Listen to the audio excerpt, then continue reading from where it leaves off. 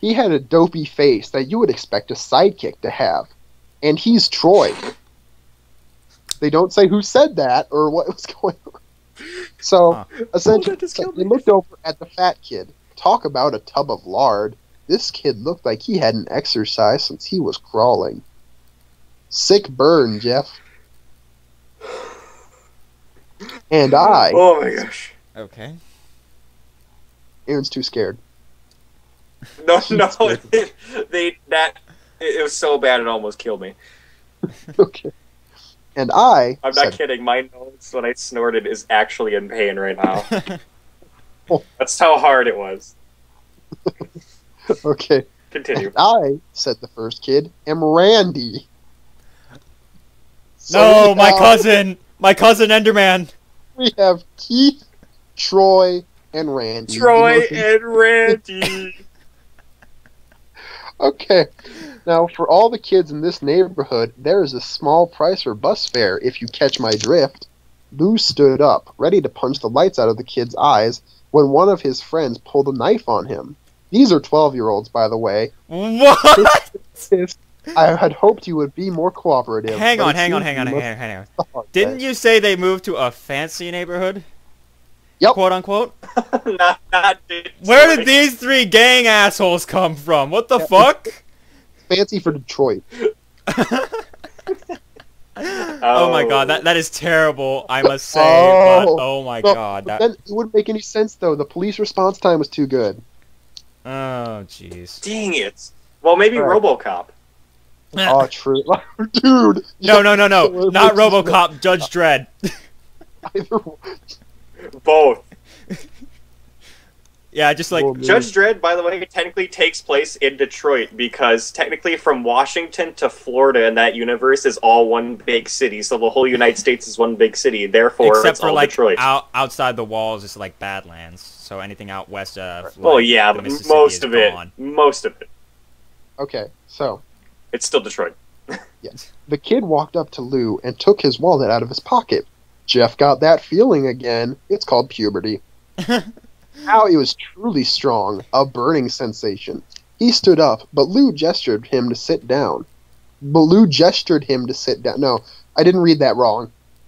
Well, okay. But Lou gestured him to sit down. Okay. No four. That's weird. Jeff ignored him and walked up to the kid. Not gestured to him. No, not gestured to him, not gestured for him to sit down. No, just gestured him. Huh. How do you gesture someone? I think you make them do the gesture you were wanting them to do. You put in a funny hat. Okay. That's a gesture, not a gesture. You get a funny scepter, and you dance in front of the king. Yeah, that's a gesture, not a gesture. Anyways, continue. Right. So I know. Listen here, Get through the whole bus scene.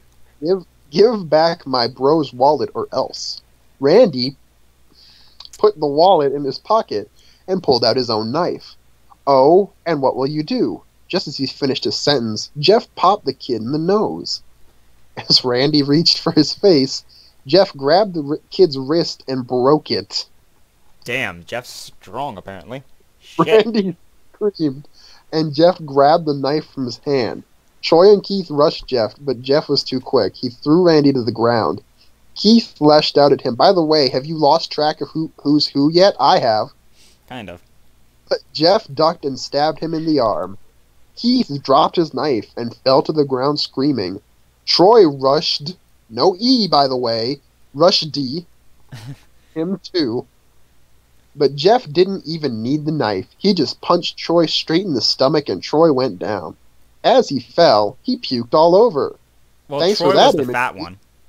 Yeah, Lou could do nothing but look in amazement at Jeff. So, Jeff, how'd you... That was all he said.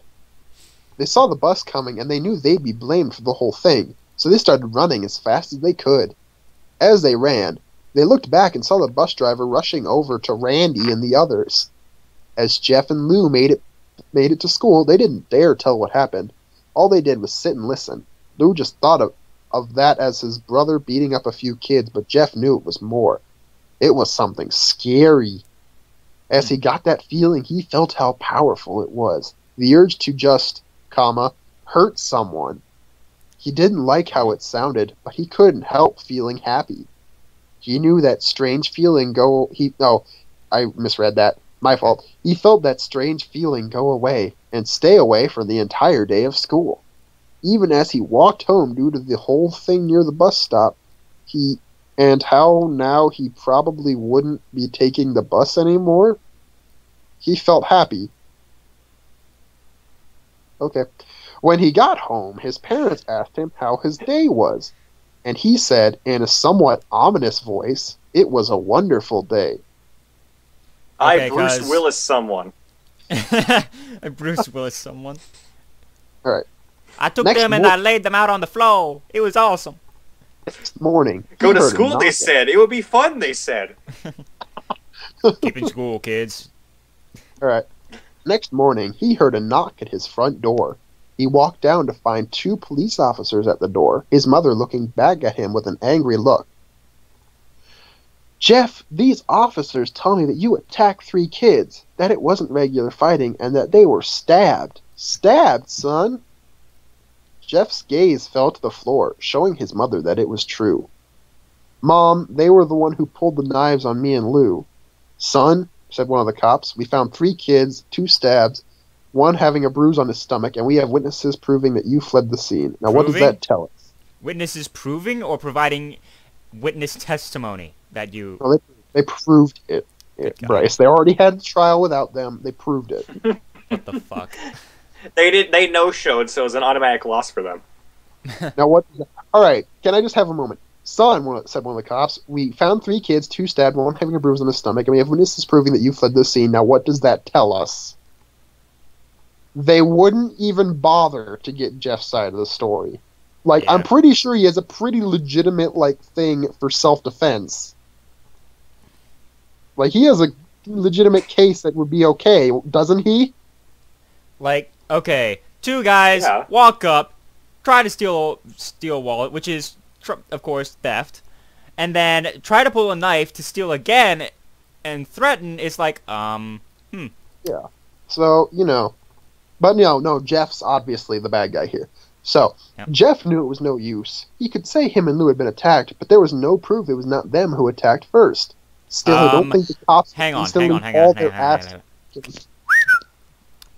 If they said they had witness proving them there, wouldn't the witnesses also know that the boys were harassing Jeff and his brother first? Would think so, but it was like... The witnesses all closed their eyes at the same time until they saw Jeff and Lou running from the scene? I guess. Oh. What we really need to understand of this story is that nothing can explain bad writing. Yeah. True. They couldn't say that they were fleeing, because truth be told, they were, so Jeff couldn't defend himself or Lou. Son, call down your brother. Jeff couldn't do it, since it was him who beat up all the kids. Sir, it was me. I'm the one who beat up the kids. Lou tried to hold me back, but he couldn't stop me. The cop looked at his partner. They both nod. Well, kid, looks like a year in juvie. Wait, says Lou. They all look up to see him holding a knife. The officers pulled their guns and locked them on Lou. Wait, locked? Are they robots? So, hold on a minute. That escalated much too quickly. We don't know Lou's age, but we know that he's younger than 12 because he's younger than the bullies.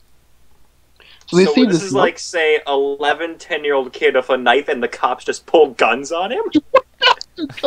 Like, watch out, he's back in heat. It's a knife. Look out, he's got a nose! We're 2 fully grown men and that 11-year-old child has a knife. Oh, crap. No. What an actual cop would do in this situation is have their hand at their hip where the gun is, yes, but they would have it at their hip cautiously being like, hey, put the knife down. They wouldn't just pull it automatically like, put the knife down now! No. Imagine if he went to shake Cobb's hand, they just opened fire. God. Alright. It was me. I beat up those little punks. I have the marks to prove it. He lifted up his sleeves to reveal cuts and bruises as if he was in a struggle. Shit. Son, just put the knife down, said the officer. Son, listen here, son. Lou held up the knife and dropped it to the ground. He put his hands up and walked over to the cops. No, Lou, it was me. I did it. Jeff had tears running down his face. Huh, poor bro, trying to take the blame for what I did. Well, take me away. The police led Lou out to the patrol car. Lou, tell them it was me. Tell them I was the one who beat up those kids. Jeff's mother put her hands on his shoulder. Jeff, please, you don't have to lie. We know it's Lou. You can stop. Uh-huh. What? Okay, why do they just assume it was Lou? Does Lou has a does he have like a shifty look about him? Is he like freaking... One of those like 12-year-olds or whatever that looks like a fucking... Like the cops, I'd be like, all right, whatever. But the mom does it too. She's all like... Lou with those ominous, hateful eyes. She stops Jeff from helping her brother, essentially saying, no, Jeff, it's okay. Let them take the bastard away. Good God. Thank God we couldn't support 2 children anyways. They live in a fancy neighborhood, quote unquote, so I'm pretty damn sure they could. My God, all right. Unless Jeff they were like spending money on No, they couldn't. They spent all the money on the house. They were hoping they could dump off one of the kids by the train tracks. Good God. Everything actually just worked out well for them. They like Jeff better. All right. Jeff. Exactly. Nothing else makes sense. Might as well try to make sense out of it by making terrible people. Yep. Jeff watched helplessly as the cop car speeds off with Lou inside. Another change of tense there. A few minutes later, Jeff's dad pulled into the driveway, seeing Jeff's face and knowing something was wrong. Son, what is it? Jeff couldn't answer. His vocal cords were strained from crying. Instead, Jeff's mother walked his father inside to break the bad news to him as Jeff wept in the driveway. I like also how they play it up like the mom has to break the bad news to the father as if like Lou had just like gotten into a fight at school. No, he got fucking arrested. Yeah, that's like just they thought he stabbed a guy, and she's like, "Honey, look, I need to just talk to you for a second, okay? We got some bad news." Yeah, that doesn't... Right.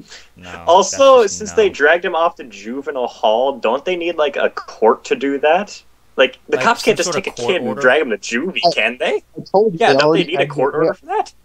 They already had the court thing without that. No. But they couldn't have had that. Oh, what the heck. I know, you're Never right. mind. You're right, I was joking. Who cares? Alright, after an hour or so, Jeff walked back into the house, seeing that his parents were both shocked, sad, and disappointed. He couldn't look at them. He couldn't see how they thought of Lou when it was his fault. He just went to sleep, trying to get the whole thing off his mind. 2 days went by, with no word from Lou at JDC, no friends to hang out with, nothing but sadness and guilt. That is until Saturday when Jeff is woke up by his mother. Not with a happy, sunshiny face. Jeff, it's the day, she said, as she opened up the curtains and let light flood into his room. It's the day. What's today? Asked Jeff as he stirs awake. Why, it's Billy's party. He was now fully awake. Why is the mom so freaking happy about this? Her son got sent to... Whatever. I thought the younger one would be more happy to go to Billy's party than Jeff anyways. Yeah, exactly, but... I think I discovered the main problem with this story is the tonal shifts. It shifts tone just on a dime, and that throws you off every, like, couple sentences. Yeah. Well, I don't think that's the main problem. The main issue. There's a lot of issues. Well, that's one of them. Next to the poor writing, but it has just terrible tonal shifts. Oh, the biggest part you guys are going to laugh at comes later. All right. Mom, you're joking, right? You don't expect me to go to some kid's party after... There was a long pause. Jeff, we both know what happened. I think this party could be the thing that brightens up the past days. Now get dressed. Jeff's mother walked out of the room and downstairs to get ready herself. He fought himself to get up. He picked out a random shirt and a pair of jeans and walked downstairs. He saw his mother and father all dressed up, his mother in a dress and his father in a suit. He thought, why they would ever wear such fancy clothes to a kid's party? You know, pointing out your problems doesn't solve them. Story. Anyway. If I point out my problems to other people, they might solve them for me. Son, is that all you're going to wear? Said Jeff's mom. Better than wearing too much, he said. His mother pushed down the feeling to yell at him and hid it with a smile. Now, Jeff, we may be overdressed, but this is how you want to go to make an impression on the, 9-year-old child. No, they want to make an impression on the child's parents.